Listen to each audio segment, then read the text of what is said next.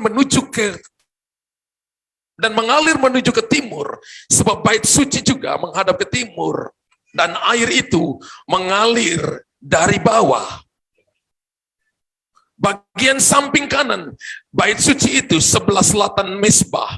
Lalu diiringnya aku keluar melalui pintu gerbang utara, dan di bawahnya aku berkeliling dari luar menuju pintu gerbang luar yang menghadap ke timur. Sungguh air itu membual dari sebelah selatan.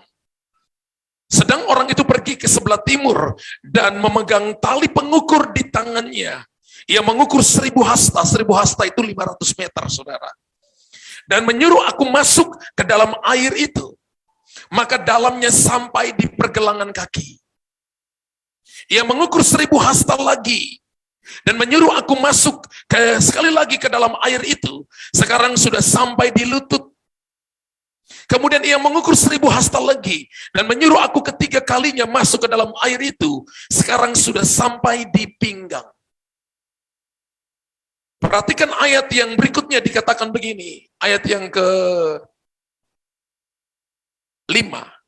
Sekali lagi, ia mengukur 1000 hasta lagi. Sekarang air itu sudah menjadi sungai, di mana aku tidak dapat berjalan lagi. Haleluya. Sebab air itu sudah meninggi, sehingga orang dapat berenang. Suatu sungai yang tidak dapat diseberangi lagi. Nanti baca ayat yang ke-6 sampai ayat yang ke-12. Tapi kalau Bapak Ibu perhatikan baik-baik, ketika Yehezkel ada di dalam hadirat Allah, maka Tuhan menunjukkan kepada dia sebuah penglihatan. Dia melihat bahwa ada bait Allah. Ada bait Allah dan air mengalir dari bawah bait Allah dari sebelah timur dan mengalirnya ke Araba Yordan. Dan firman Allah berkata ketika Yehezkel memperhatikan air yang mengalir itu, lalu Tuhan berkata begini, Yehezkel melihat malaikat yang memegang tali pengukur di tangannya. Dan Tuhan berkata begini, ukur 1000 hasta, ukur 500 meter, dan Yehezkel disuruh masuk ke dalamnya.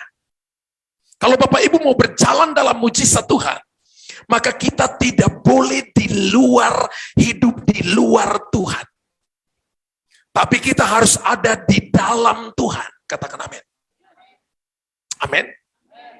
Sekali lagi saya katakan, kalau Bapak Ibu mau lihat mujizat terjadi setiap saat, every day, every minutes, every week, every month, every years dalam hidup saudara, maka kita harus hidup di dalam firman Allah.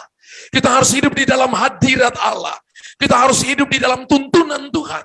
Supaya Tuhan melakukan perkara-perkara besar dan perkara-perkara ajaib. Firman Allah berkata, Tuhan berkata begini, masuk ke dalam air itu. Ukurannya, ukuran pertama, kedua, ketiga, keempat. Semua ukurannya 500 meter 1000 hasta. Tapi ketika masuk pertama, tingkatannya beda. Masuk kedua, tingkatannya beda. Masuk ketiga, tingkatannya beda. Masuk keempat, tingkatannya beda. Doa pertama kali nggak rasa apa-apa. Doa kedua kali Anda mulai rasa peningkatan. Doa ketiga kali Anda mulai merasa hadirat Allah yang luar biasa. Yang keempat kali Anda akan merasa bahwa Tuhan akan bicara kepada saudara. Anda akan melihat mujizat Tuhan. Anda akan melihat pernyataan Tuhan. Anda akan dapat penglihatan 9 karunia utama, 33 karunia motivasi akan diinfuskan kepada Anda. Ketika diukur pertama kali, maka sampai di mata kaki. Kenapa enggak bilang betis? Kenapa mata kaki? Mata kaki bicara tentang berdiri di atas firman Allah. Katakan, mata kaki bicara tentang berdiri di atas firman Allah. Kalau Bapak Ibu mau lihat mujizat setiap hari, maka Bapak Ibu harus penuh dengan firman. Tadi saya doakan orang, saya nggak pakai hikmat perkataan kemampuan saya lepaskan firman tentang kesembuhan, firman tentang penciptaan, firman tentang pemulihan, firman tentang restorasi, firman tentang terobosan, firman tentang Tuhan menjadikan yang tadinya tidak ada menjadi ada. Dan I believe, saya percaya ketika firman itu dilepaskan, tidak akan pernah kembali dengan sia-sia. Firman itu akan melaksanakan apa yang dikehendakinya dan akan berhasil dalam apa yang disuruhkan kepadanya. Yesaya 55 ayat 11, Alkitab katakan kalau orang Kristen, orang percaya penuh dengan firman, maka Bapak Ibu akan menang.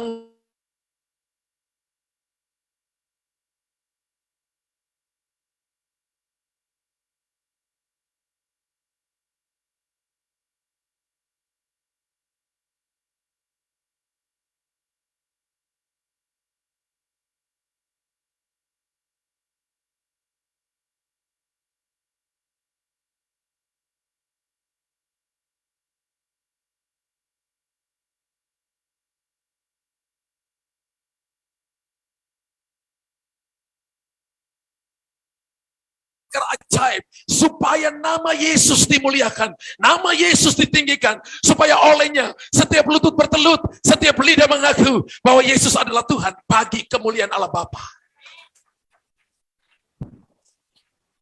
Setiap kali Bapak Ibu disembuhkan oleh Tuhan, setiap kali Anda mengalami deliverance dan Tuhan bebaskan Anda, tujuannya cuma satu, menggenapi Yohanes 11 ayat keempat. Penyakit ini tidak akan mendatangkan kematian, tapi akan menyatakan kemuliaan Allah. Tuhan sembuhkan penyakit ini.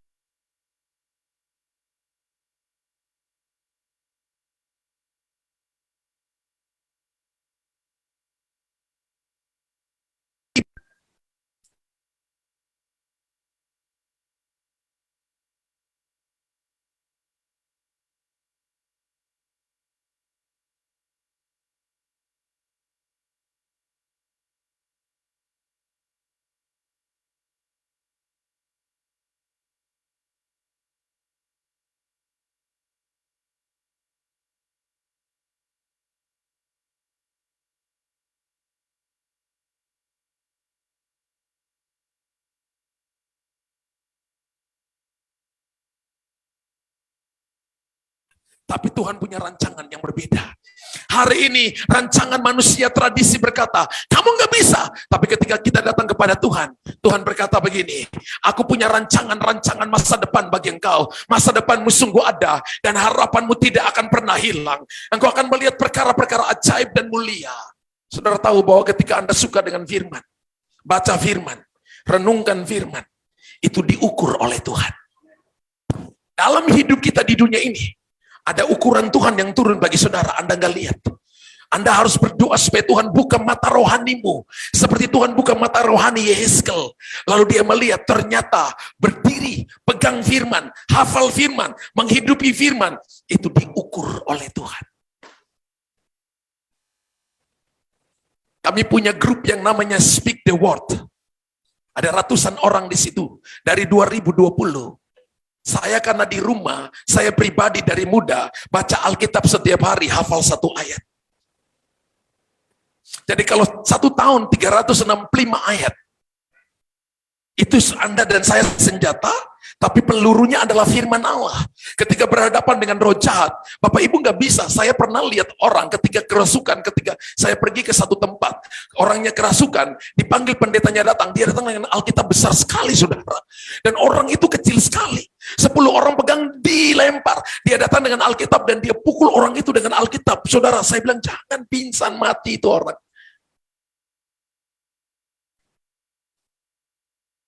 Saya ingat saya waktu itu masih muda, saya bilang ini boleh nggak kasih kesempatan saya doakan dia. Lalu dia katakan boleh. Dan saya katakan Pak, Bapak, Ibu semua, boleh nggak di luar saja? Mereka katakan begini, Pak, 10 daripada kita saja dilempar-lempar, bagaimana Bapak? Saya katakan enggak, saya punya Tuhan Yesus yang hebat. Ketika saya datang kepada dia dan saya minta, Roh Kudus tolong aku, malaikat ikat kaki tangannya. Tidak bergerak in the name of Jesus. Lalu tiba-tiba tangannya plak terikat, kakinya klak terikat. Dan saya katakan begini, bawa dia tidur. Dan sepertinya dia tidur seperti ada orang yang membaringkan dia. Dan roh jahatnya diusir. Roh-roh kekuatan, spirit of familiar, roh-roh penyembahan berhala, kutu-kutu keturunan diusir daripada orang itu. Dalam waktu 5-10 menit, orang itu dibebaskan. Dia roh jahat keluar dengan teriakan-teriakan panjang. Dan dia sadar, dia terima Yesus sebagai Tuhan dan Juru Selamat. Saya bangunkan dia, lalu kami berdua keluar dan semua orang katakan, Pak, Bapak lakukan apa dengan orang itu? Saya katakan, saya melakukan Markus 16, ayat 14, 15, dan 16. Tanda-tanda ini akan menyertai orang percaya. Mereka mengusir setan-setan demi namaku. Mereka akan berbicara dalam bahasa yang baru bagi mereka. Mereka injak ular dan kalajengking tidak akan mencelakai mereka. Mereka minum racun maut dan tidak akan membuat mereka binasa. Kalau kita nggak tahu firman Tuhan, ingat, setan itu baca firman. Setan itu renungkan firman. Tapi setan bukan pelaku firman. Jadi kalau orang Kristen baca firman, renungkan firman, tidak melakukan firman, maka kita sama dengan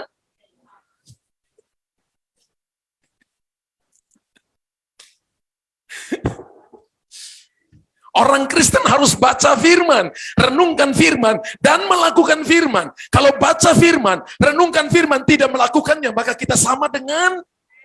Kalau kita baca firman, lakukan firman, dan melakukan firman, kita sama dengan Tuhan Yesus. Tepuk tangan bagi Tuhan Yesus yang hebat. Nama di atas segala nama. Ketika Bapak Ibu punya firman dalam hidup Bapak Ibu, maka kita akan berjalan dalam mujizat Tuhan. Bapak Ibu lihat apa yang terjadi tadi? Ketika tadi penyembahan, ketika tadi pujian penyembahan dan Roh Kudus bilang untuk saya, kasih aku waktu untuk engkau melihat. Sebelum engkau nyatakan sesuatu, aku akan menyembuhkan, aku akan melepaskan, aku akan melakukan perkara-perkara besar. Sehingga dari tadi saya nggak sentuh Bapak Ibu yang sakit. Tuhan yang sentuh Anda sendiri. Dan Bapak Ibu lihat kesembuhan terjadi, pemulihan terjadi untuk hormat dan kemuliaan bagi nama Tuhan. Haleluya. Yehezkiel melihat itu, ada ukuran.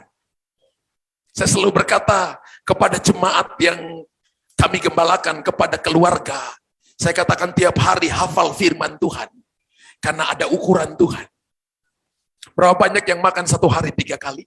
Belum termasuk ngemil 2 kali atau 3 kali juga. Jadi makan kita satu hari 6 kali. Untuk cuma tubuh, untuk cuma daging ini.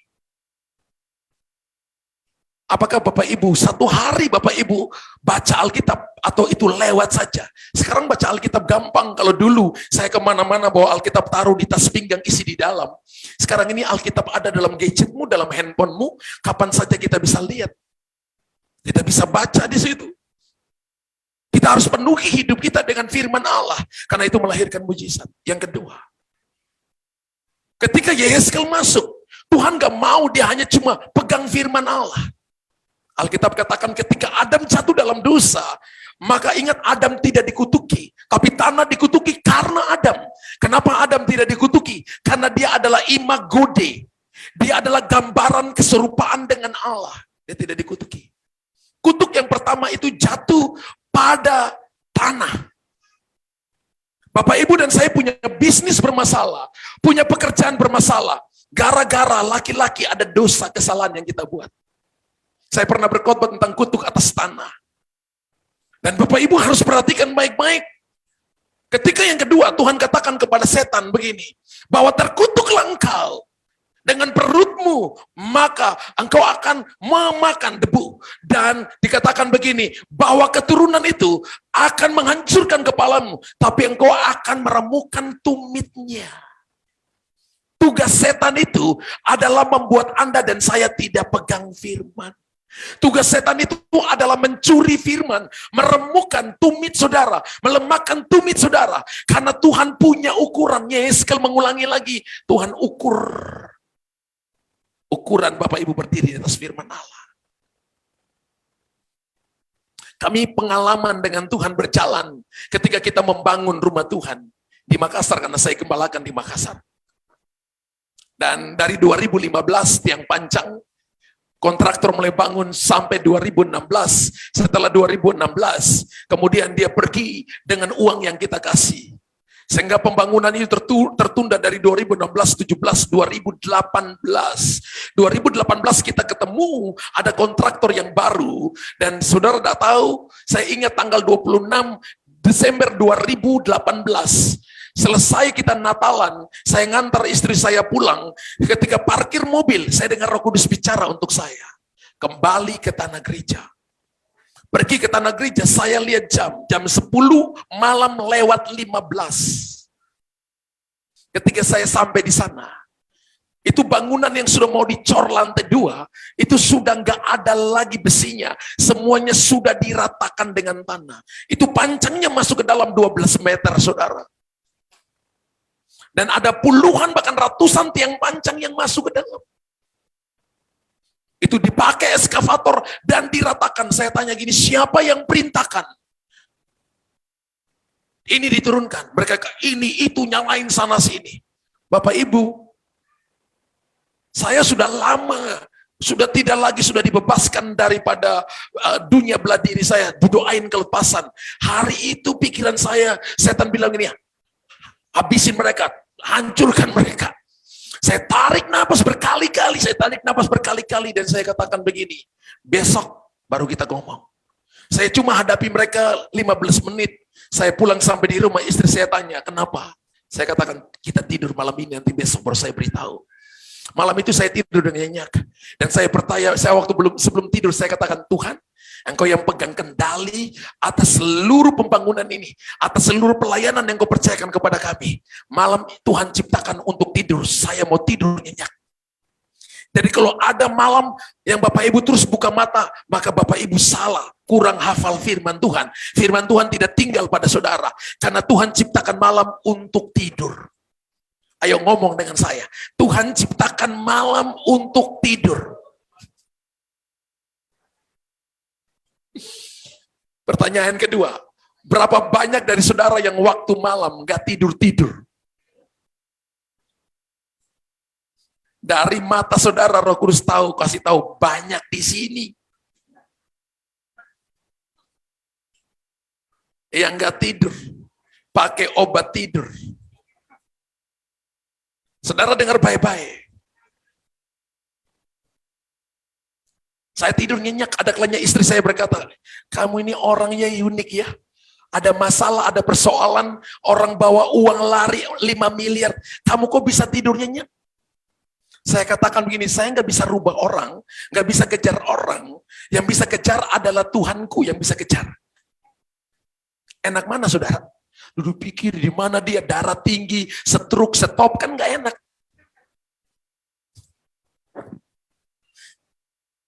Belajar mempercayai bahwa hidup kita adalah perlindungan Tuhan.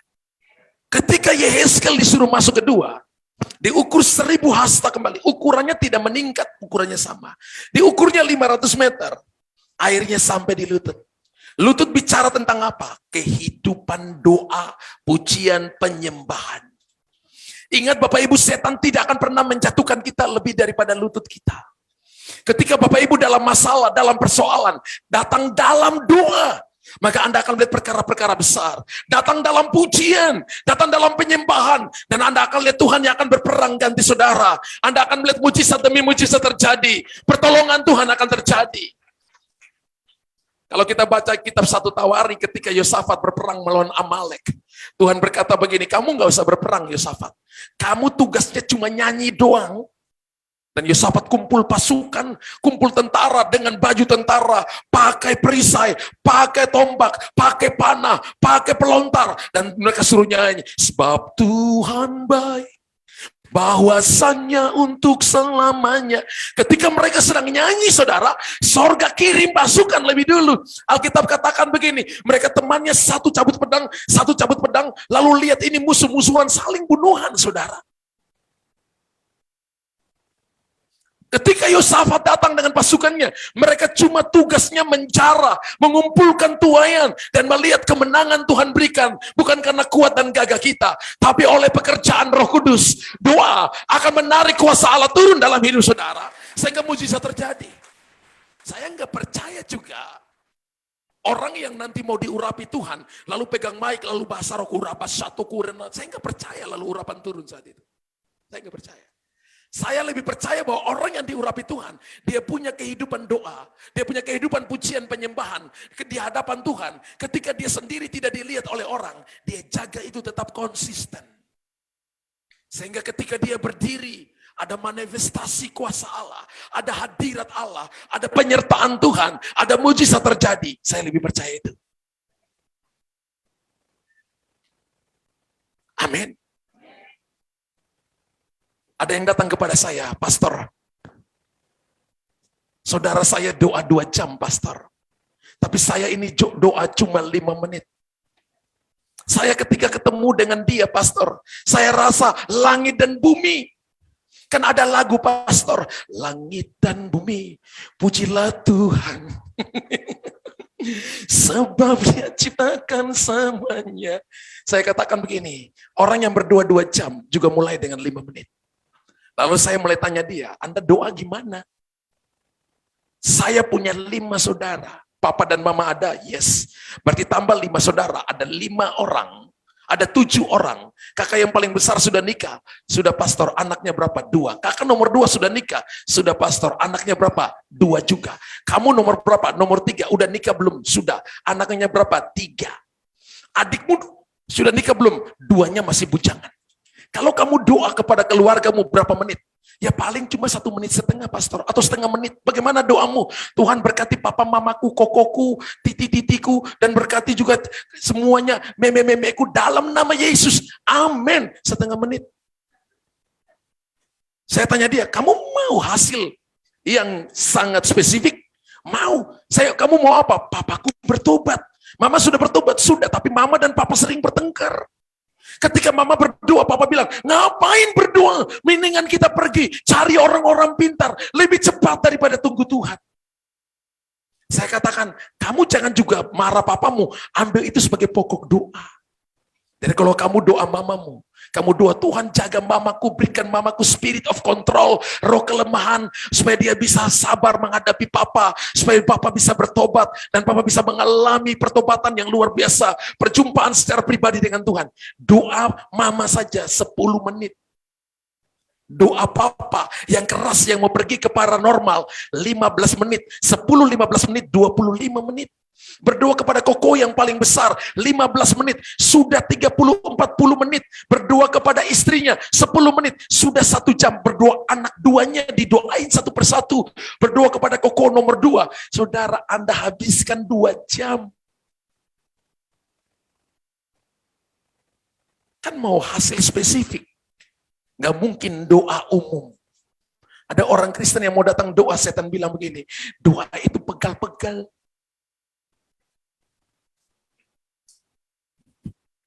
Doa itu ngantuk. Berapa banyak yang alami seperti itu? Ketika mau berdoa, ada saja. Mendingan kita pergi ngopi, mendingan kita pergi jalan ke mall, mendingan kita pergi ini, mendingan kita pergi ini. Untuk doa nanti aja. Setan tidak akan menjatuhkan kita lebih daripada lutut kita. Saya lihat Alkitab, saudara. Orang-orang yang dipakai Tuhan dengan mujizat. Contoh adalah Elia. Dalam Yakobus pasal 5:16 Alkitab katakan, Elia manusia biasa, tapi dia berdoa dengan luar biasa. Amin. Jangan turun hujan 3,5 tahun. Dan hujan tidak turun. 3,5 tahun kemudian dikatakan, hujan turun in the name of Jesus. Dan hujan turun. Turunkan api 2 kali dari langit. Wow. Kalau Bapak Ibu perhatikan, dia punya kehidupan doa yang konsisten. Sehingga Bapak Ibu akan melihat perkara-perkara hebat, perkara-perkara ajaib. Amin. Kalau Bapak Ibu mau doa setiap hari secara konsisten, maka Bapak Ibu harus lakukan 21 hari tanpa absen 1 hari pun. Kalau mau bangun doa pagi jam 5, setel alarm selama 21 hari tanpa absen 1 hari pun. Ada banyak orang Kristen yang mau bangun pagi jam 5 berdoa, tapi ada tangan yang tidak kelihatan. Yang saudara malas ketika alarm berbunyi, ada tangan yang aneh yang matikan. Lalu Anda mulai taruh bed covermu dalam AC 16 derajat, peluk bantal gulingmu, dan balik ke kanan, dan Anda berkata, ini waktu masih tidur. Anda bangun pagi, Anda katakan, wah itu siapa, tangan siapa yang matikan alarmku? Dan Anda nggak pernah punya kehidupan doa yang baik. Ketika Anda lihat seseorang dipakai oleh Tuhan, Anda ingin coba lagi, ada tangan yang aneh yang keluar lagi setiap pagi. Ketika hari ke-22, Anda nggak usah pakai alarm. Otak Anda, tubuh Anda akan bangun sendiri dengan hati yang berkata begini, saya siap untuk datang menyembah Tuhan. akan permanen ketika saudara lakukan 90 hari. Maka Anda akan berjalan dalam mujizat Tuhan. Orang akan berkata, Pak, Bu, tolong doakan kami, tolong lakukan ini. Karena Anda sudah menang dulu di rumahmu. Kalau Anda tidak menang atas pergumulanmu, Anda tidak menang dalam doamu, Anda tidak akan mungkin menang atas masalah orang lain. Tuhan pakai seseorang untuk nolong saudara. Bapak Ibu belajar Alkitab ya. Ketika Israel di padang gurun, maka Tuhan pakai 3 tangan untuk menolong mereka. Yang pertama adalah invisible hand, tangan yang tidak kelihatan. Memberikan mereka mana, membelah bukit-bukit batu, memberikan mereka minum daripada air. Dan Alkitab katakan itu adalah tangan Tuhan. Ada orang Kristen yang berdoa begini, Tuhan, tunjukkan tanganmu kepada kami. Dan saya selalu berkata kepada dia, baca Yesaya pasal 40, kamu akan tahu tangan Tuhan sebesar apa. Yesaya 40 berkata begini, dia menakar air laut dalam lekuk tangannya, menimbang gunung-gunung dalam dacin, dan seluruh penduduk di dunia 7 miliar lebih hanya sebutir debu di tangannya. Jerawatmu nggak kelihatan.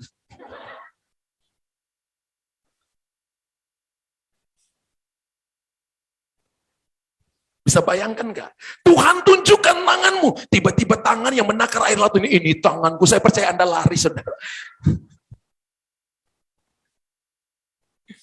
Invisible hand, tangan yang tidak kelihatan. Ibu dijamah oleh tangan tidak kelihatan. Tadi satu ibu yang kakinya itu tiba-tiba rasa seperti ada yang narik kaki ibu. Betul? Tiba-tiba kakinya keangkat. Saya pernah doakan orang yang tangannya pendek, saudara. Sejak dari lahir. Dan ketika sebelum saya berdoa, Roh Kudus tunjukkan kepada saya, tangannya akan kembali normal. Dan ketika saya doa, tangannya keluar bunyi krek krek kruk krek kruk krek kruk krek kruk krek kruk krek kruk krek normal. Tepuk tangan kurang meriah bagi Tuhan. Haleluya. Ketika Bapak Ibu suka berdoa, Anda akan berjalan dalam mujizatnya. Ukuran yang ketiga adalah ukurannya sampai di pinggang. Pinggang bicara tentang kekuatan. Tapi bagi seorang perempuan, pinggang adalah tempat kandungan. Kandungan bahasa Ibrani itu dipakai koilia. Katakan koilia. K-O-I-L-I-A. Koilia. Koilia itu artinya rahim. Tugas rahim itu adalah multiplication, pelipat gandaan. Ketika gereja suka membawa orang datang kepada Tuhan, nginjil orang dan orang diselamatkan, ternyata itu juga diukur oleh Tuhan. Bapak Ibu suka berdoa, maka itu diukur oleh Tuhan. Suka bawa jiwa datang kepada Tuhan, itu juga diukur oleh Tuhan. Makanya ada 5 mahkota yang akan Tuhan berikan kepada orang percaya. Ada mahkota kemegahan, ada mahkota kemuliaan. Ada 5 mahkota yang akan Tuhan berikan kepada Bapak Ibu. Salah satunya adalah mahkota kemegahan. Kemegahan kita adalah kamu, adalah orang-orang yang kita doakan sehingga kita diselamatkan.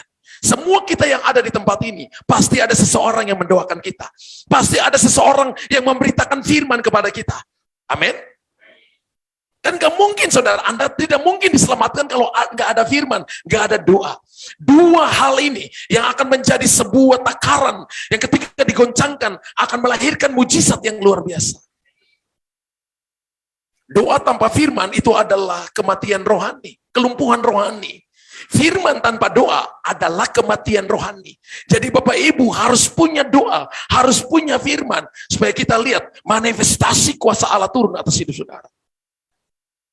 Itu namanya berjalan dalam mujizat. Bapak Ibu perhatikan baik-baik bahwa ketika kita pegang firman, sampai di mata kaki diukur oleh Tuhan, sampai di lutut kehidupan doa diukur oleh Tuhan, multiplication diukur oleh Tuhan. Hari-hari ini Bapak Ibu tahu, dengan masalah pandemik, kita lihat jangkauan firman menembus pelosok-pelosok negeri, sampai di desa-desa, sampai di kampung-kampung, yang tadinya tidak mungkin kita harus ngutus orang, karena kekurangan pekerja. Hari ini, Bapak Ibu bisa duduk di depan gadget, dan itu bisa sampai kepada mereka. Firman Allah berkata, firman Allah akan datang memenuhi bumi seperti air menutupi dasar lautan. Ada sebuah kerinduan yang hebat, yang ajaib. Itu diukur oleh Tuhan. Berapa banyak jiwa yang kita bawa kepada Tuhan.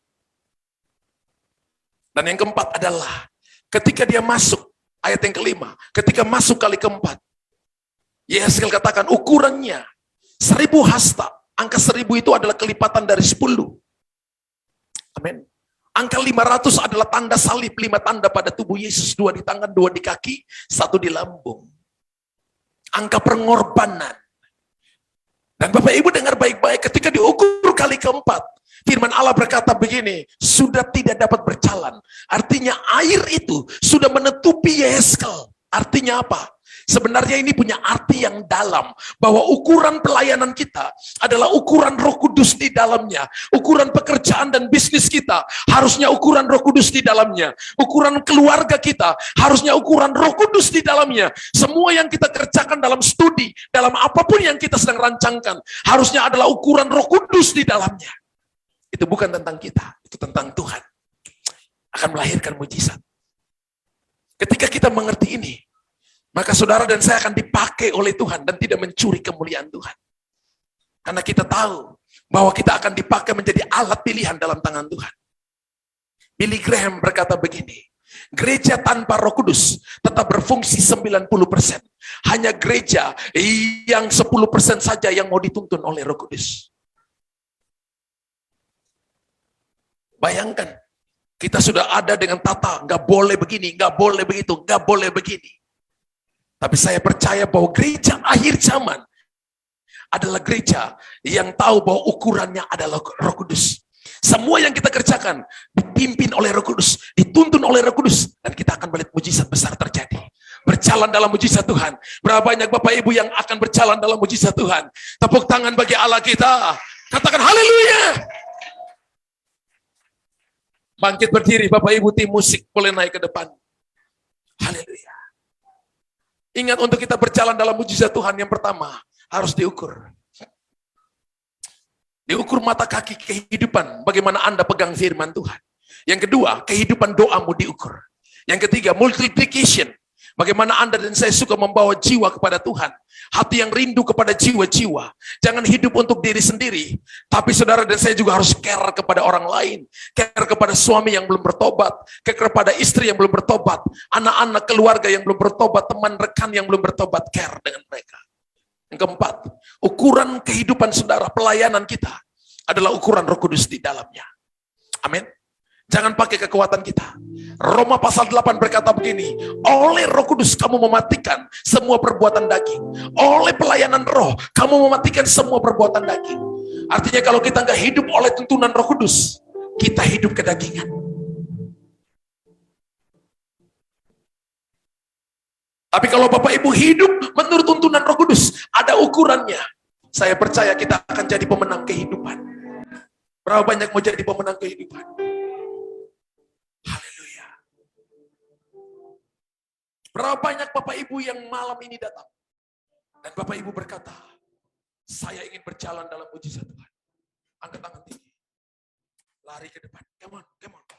Come on, lari ke depan saudara. Maju ke depan. Yang wanita kanan saya, yang laki kiri saya. Yang wanita kanan saya, yang laki kiri saya.